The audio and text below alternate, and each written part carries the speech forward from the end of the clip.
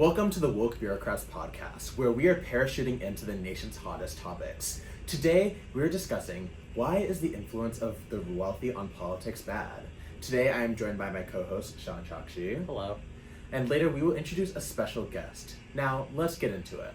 So, as we know, Elon Musk is the richest man in the world, owner of Tesla, SpaceX, and X, formerly known as Twitter. And billionaires, namely Musk, have donated hundreds of millions of dollars to elect presidential candidate Donald Trump in the 2024 election. So those are some basic knowledge that we would like to establish before we get into this. But what effect did those donations make?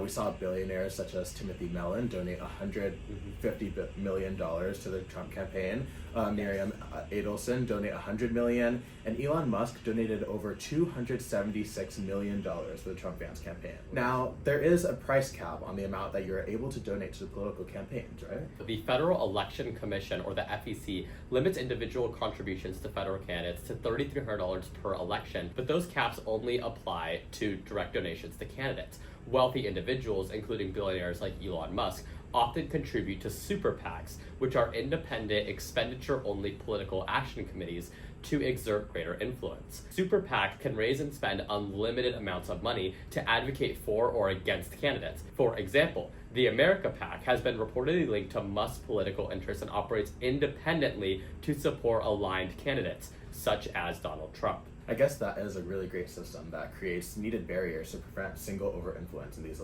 massive democratic elections. It's easy to say that the interests of the majority of the American people do differ from the 1%. There's a large driving factor that voters were driven out to the election because of economic dissatisfaction, driven by high inflation rates, often making it harder to support families and causing many Americans to live paycheck to paycheck.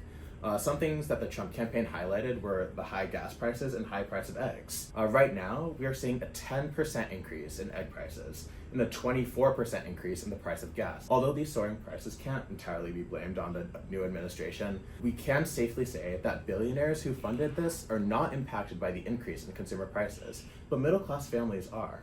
If Elon Musk is worth $315 billion and the median American personal net worth is only $192,000, then $1 to the average American is equivalent to $1.6 million to Elon Musk. Clearly, people with that exorbitant wealth don't really care for a couple dollar increase in everyday goods that could really add up and break the bank. Doesn't make a difference for them. It only makes a difference for the everyday American. Yeah. And now, seeing images of the Oval Office under President Trump, it draws many similarities to his private club Mar-a-Lago in Palm Beach.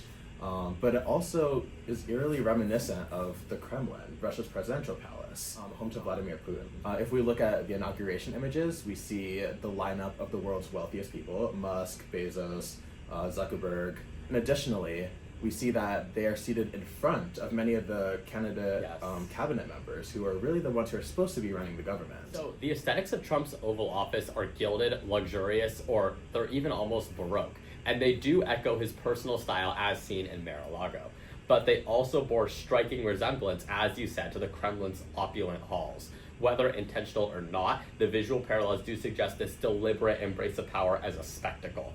When the seat of American democracy starts to look like the palace of an autocrat, it really does blur this line between populism and oligarchy that we once previously had, or a line between democracy and spectacle. Placing billionaires like Bezos, Musk, Zuckerberg, and others prominently before many cabinet members sends a clear message about who holds influence in contemporary America.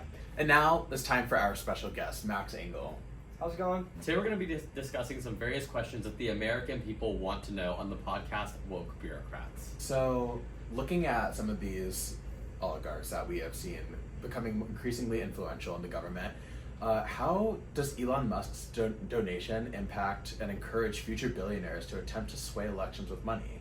Clearly, we're seeing Elon Musk continuing to influence elections such as Wisconsin's Supreme Court nominees. Does it stop here, or do you see this kind of going further? Yeah, well, I think that it definitely brings up some questions regarding how money is being spent in the government. It can't be said that it's just one-sided. Both sides have, political action committees, PACs, have so much money and are willing to spend them on either cause. And it is very fairly just to say that Elon Musk could have spent the money just as fairly on Biden, but he decided to side with Trump for a variety of reasons. However, it can't be said that just billionaires are always going to be giving their money to one candidate rather than the other. But in regards to will billionaires eventually sway elections, I don't think so, just because of the pure fact that they're one person, and the population of all Americans in general, or the total population of America is roughly 340 million. So if you think about the impact that the money had on the campaign, and especially on his recent inauguration, we now see that Elon Musk is one of the senior advisors to the president. That's his official title. Also did head DOGE Department of Government Efficiency. So in terms of that, how do you think that money going into the PAC might have impacted that government role? And does this set a precedent in America that we can maybe spend our way to the top, or we can spend money to not necessarily be an elected official and kind of make our way potentially even above cabinet members? Anyone who's in a political action committee, what's their main goal?